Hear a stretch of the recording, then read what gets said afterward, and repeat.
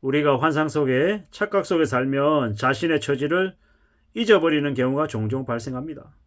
자신을 특별한 존재로 생각하고 자신이 부자가 될 자격이 있다, 혹은 앞으로 잘 될 사람이다, 내가 이렇게 대접받을 사람이 아니다, 이렇게 착각하면 이제 자신에게 불행이 시작되는 거죠. 좋은 회사에, 좋은 직책에 머물러 있어도 그건 잠시 잠깐입니다. 나오고 나면요, 다 놔두고 와야 되는 거죠. 운 좋게 좋은 회사 다니면, 월급 많이 받고 지내면 감사하면서 끝까지 버텨야, 그래야 길이 열리는데, 자기가 대접받고 월급 많이 받는 걸 당연하게 생각하면요, 나중에 인생이 꼬일 수밖에 없습니다. 개판될 수밖에 없다라는 겁니다. 이 함부로 남에게 욕설 하고 자기보다 아래 사람이라고 생각하면 가스라이팅하고 괴롭히고, 싫은 소리하고 쓴 소리하고 막장짓 하면요, 나중에 그걸 다 업보로 되돌려 받습니다. 나는 이상 없던데, 나는 아무리 사람에게 악한 짓 해도 내가 피해보는 거 없던데, 더 잘 먹고 잘 살던데, 이럴 수 있습니다. 근데 그러면요, 그놈의 자식이나 부모나 가장 가까운 사람이 그 화를 뒤집어 쓸 수 있다라고 저는 생각합니다. 인과응보, 사필귀정이라고 저는 생각합니다. 절대로 원인 없는 결과 없고, 그냥 결과 없는 원인 없다라고 저는 생각하는 겁니다. 무슨 일이 있었기 때문에 그 다음 일이 또 이어지는 거죠. 그런데 우연이라는 것도 있고 운명이라는 것도 있긴 하겠지만, 대체로 자신이 노력하고 애쓰면 100%는 아니어도 70% 80%는 이룰 수 있다고 저는 생각하고요. 아예 노력 안 하면 그냥 0%인 거고, 운 좋게 100%가 갑자기 뚝 생겨도 그게 100%가 계속 100 이건 어렵다라는 겁니다. 무슨 얘기를 하고 싶은 거냐, 자신의 삶을 잘 관리하기 위해서 애써야 되는 것, 그리고 항상 겸손하게 생각하고 내가 있는 뒷배경, 백그라운드, 회사, 직책 이런 거에 취해가지고 자신을 가대평가하면 안 된다라는 겁니다. 함부로 소비하고 함부로 과시하고 드러내면요, 월급을 아무리 많이 받아도 남는 거 없는 거고, 비록 적게 벌어도 성실하고 착실하게 살면 자신의 삶이 탄탄해질 수밖에 없다라는 겁니다. 좀 없어 보이면 어떻습니까? 차라리 없이 살면 기대도 없어서 소비가 줄어들 수 있죠. 정장 차림에 폼 잡고 다니고 멋있게 다니려면 품위 유지비가 들어가서 돈이 더 들어가죠. 옷 사고 가방 사고 신발 사고 먹는 게 돈 팍팍 쓰면 카드값 감당 안 된다라는 겁니다.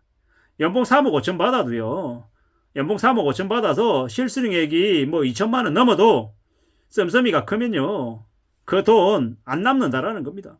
근데 월급 250만 원 300만 원 받아도 성실하게 착실하게 살고 100만 원 150만 원 저축한 인생은요, 나중에 잘 될 가능성이 더 크죠. 그렇게 열심히 사는 사람이 일을 성실하게 안 하겠냐고요.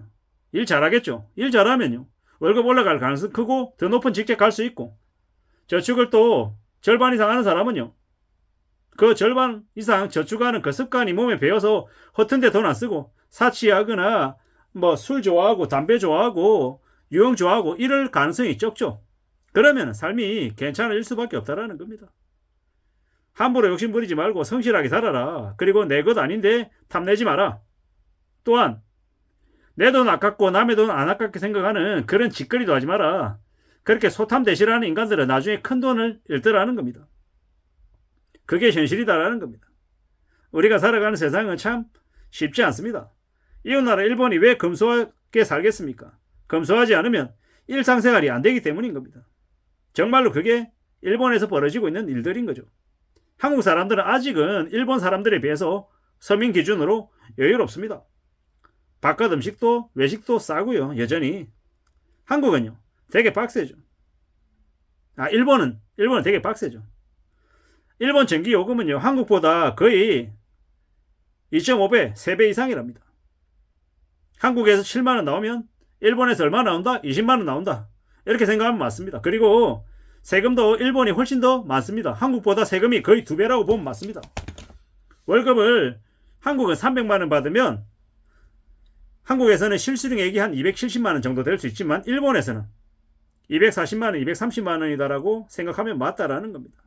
공공요금도 일본이 우리보다 훨씬 더 비싸고요. 그래서 삶의 수준이 일본이 한국보다 상대적으로 더 안 좋습니다.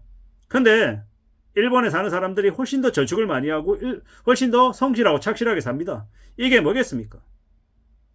잃어버린 30년 동안 실제로 잃어버린 것도 많고 성장도 많이 침체했지만 살아남은 일본 국민들의 삶은 지금대로도 행복하다 그러고 감사하다고 얘기합니다.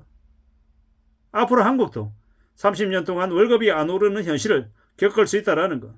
대개 인플레가 아니라 디플레 상황에서 일자리가 없어서 되게 힘들어할 수 있다는 겁니다. 앞으로요. 전기세도 오르고 가스비도 오르고 수도세도 오르고 지하철 요금도 오르고 버스 요금 모든 것들이 다 오를 수밖에 없는 게 한국의 상황이죠. 물가는 오르는데 돈 쓸 때 많아서 돈 모으기 어렵다라고 얘기하는데 잘 생각해야 됩니다. 절약을 생활화해야 됩니다. 절약과 대비가 더욱 필요합니다. 수축 사회에 경기 침체의 시대, 장기 불황의 시대에 함부로 까불어대면 끝납니다. 오늘만 사는 인생이 되면 안 된다라는 겁니다. 소비도 습관입니다. 조절할 줄 알아야 됩니다. 아껴 쓰는 거 안 쉽죠. 힘듭니다. 하지만 몸의 베개 하루빨리 적응해야 됩니다. 스타벅스 커피빈 커피 안 마셔도 살 수 있습니다. 술 안 마셔도 살 수 있고요. 운동 헬스클럽에 꼭 가야 되냐? 맨몸으로도 운동할 수 있습니다. 자가용 꼭 끌어야 됩니까? 자가용 끌고 기름값 쓰고 주차비 들고 보다 대중교통 이용하면 훨씬 더 교통비용을 절약할 수 있습니다. 그렇게 살아야 된다는 겁니다. 돈 아끼겠다라고 마음먹으면 이러한 것들을 실천해야 됩니다. 사는 건 절제입니다. 착실하게 살아가야 되고 큰 돈도 조심하고 작은 돈도 조심하며 살아가야 됩니다. 일본 드라마 보면요. 전부 다 빡빡하게 삽니다. 허세 안 부리고요. 진짜 궁상맞게 삽니다.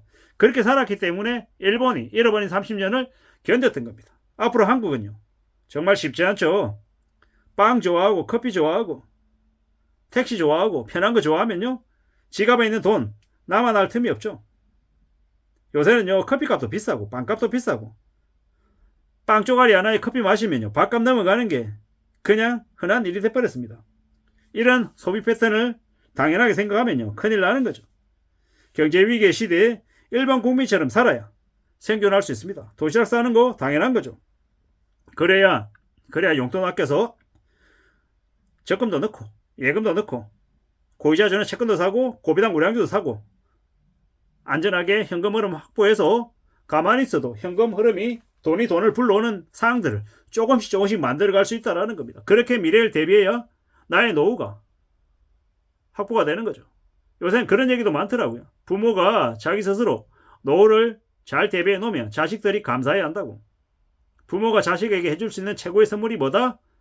그 노부부들이 자기들 스스로 노후 준비를 해놔서 자식들한테 손 안 내미는 거. 그리고 건강하게 살아서 의료 비용이 자식들에게 전가되지 않는 거라고 얘기합니다.